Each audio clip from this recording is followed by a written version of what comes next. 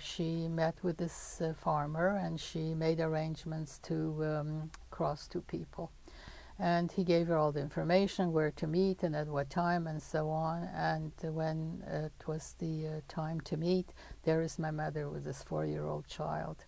So the farmer got very angry with her, why she hadn't told him that the other person was a child, because he would have never taken us. He said, "Do you know what it means to cross a border illegally with a child?"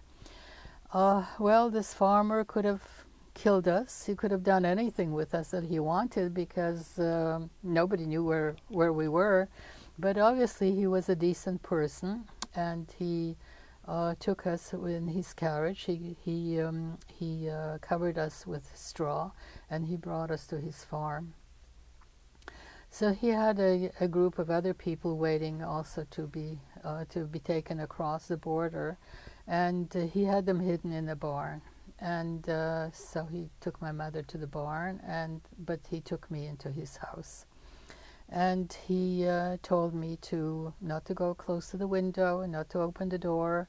And if I heard any kind of commotion in the yard, I should get into bed and cover myself completely. And if I'm discovered, I should pretend that I'm very sick. And this is probably the first time that I was told to lie. And so I don't know if you're familiar with what a Polish bed looks like. Polish people sleep on a lot of pillows, feather pillows, and they cover themselves with this thick feather bed. And so a little girl could very well hide in a place like that. But nothing happened again, and we were crossing, of course, in the middle of the night. And before we were leaving, the farmer called in my mother, and they argued. And he wanted that my mother should leave me with him, and he told her that he would say that I belonged to his family, who live in the city, and now in the city things are bad, so they send me to be on the farm with him. And he said to my mother, "When you go back, you can always pick her up." But my mother wouldn't hear about it. So we started out. We were there a little while because we were waiting to cross, and I don't know whether it had to be a full moon so it should illuminate where we were going, or there should be no moon, so in case there are patrols going through checking, that they shouldn't find us. So anyways, this was the right time, and we started out. So this was already the winter.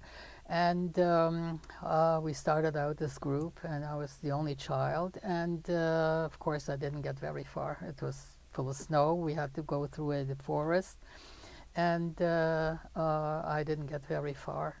So of course, I mean, this is such precision. Crossing a border is such precision. You have to have such precision to cross the border, and they couldn't leave my mother and me behind.